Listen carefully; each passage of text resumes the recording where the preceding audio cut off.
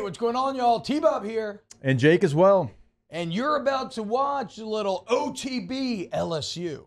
We're going to give you all the latest, greatest between LSU football, baseball, women's basketball, softball, and everything in between. Bottom line, if you want to talk Tigers, keep it locked, subscribe, like it, and we hope you enjoyed. Speaking of great, we talked about him being offered yesterday, Jake, but I do want to give a huge shout out to Kylan Billiot, who announced yesterday. Of course, if you missed yesterday's show, he is someone who kind of been on LSU's radar for a little minute. Then he goes to camp and he just dominates camp and he kicks ass. And by doing so in front of the coaches, by actually competing right in front of them, putting on the line, showing up, working hard, he earns his first SEC scholarship offer. Yesterday, he tweets the word earned in all caps with 1,000% committed. And some of you recruiting hardos are going to be out there like, oh, what the heck, man? It's his only SEC offer, blah, blah, blah, blah, blah. But as we have talked about at length here recently, on any great championship team in LSU's history, you have to have these guys, right? These hometown guys that have always dreamed about putting it on for the purple gold. Look at the baseball team right now. Whether it's Gavin Dugas, like there's multiple, Cade Beloso, there's multiple members on this squad right now. Kylan Billiot may not be the biggest recruit, but what he is someone who earned it, the offer that is, the hard way. He didn't get offered just because he had offers from Georgia and Alabama and everybody else. He earned it by proving how he could play to the coaches, and he is someone who is going to be motivated, who always has been motivated, right? And wants to prove people wrong. He's someone who's going to come in with a chip on his shoulder, and he is walking into a ultra competitive wide receiver room. Okay, so nothing is going to be easy.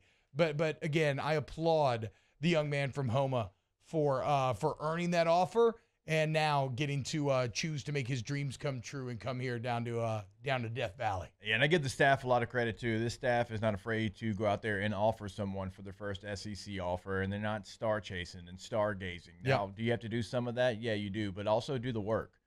Find out if this player is really a player. Don't trust someone else's word. That's when coaches get into trouble, in my opinion, when you start to trust someone else's word. Not to say that the recruiting services don't do a good job. I mean, they've grown in the last decade plus. But if you don't see them, if you don't scout them, you're just trusting someone else's word, and you don't know truly if they can help you, if they fit what you're trying to do. So I love the fact that you see someone in camp.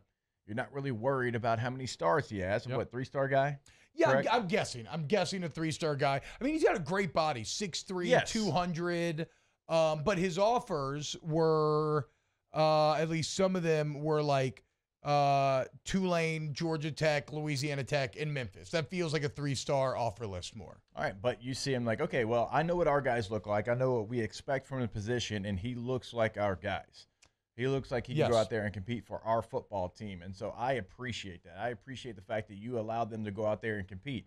I'm glad that it's not lost that you can go out there to a camp and get on someone's radar and then get recruited. So, and look, it's how we talked about it. It's how Jets got his offer. Yeah, Trevor Sonia on Twitter just hit his head. Wasn't Jets a 2 or 3-star? Yeah. And he went to camp. Nobody could cover him. And they're like, you know what? We should probably offer him. His brother played quarterback. His other brother played safety here. But let's offer him off him not being able to be covered here. Again, one of the great families in LSU football history, the Jefferson family, does not get enough love. Multiple generations, 3 guys putting it on for the purple and gold. And then the least heralded of the bunch is now the best receiver in the NFL. Yeah. And I love the relationship that him and Jordan have. I don't know how involved. So he actually, have you seen the GQ thing where it's like 10 things you can't live without or whatever?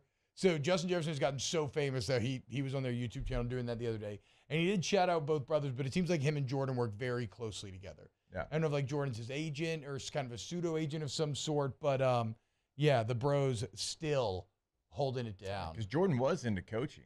He was at Colorado State. He was a coach, and I think now he's gone look, some man, other things. Coaching stuff. If my brother was doing the things and needed help, like I would absolutely hop on the team. 1,000%. I would be there on the team doing, trying to make sure that he has everything he needs to be as successful as possible on Sunday, which Justin Jefferson appears to have everything that he needs to do just that. So shout out Kylan Billiot, maybe, shout out for sure, but maybe he's the next in the line of those underrated guys that didn't have the stars, that are from Louisiana, love the purple and gold, and get to put it on Saturday. Wow, Jake, what incredible takes. I mean, those guys, they're just the best. I think so. And if you think so, again, hit the like button, subscribe, ring the bell so you get notifications when we post every single day here on OTB LSU.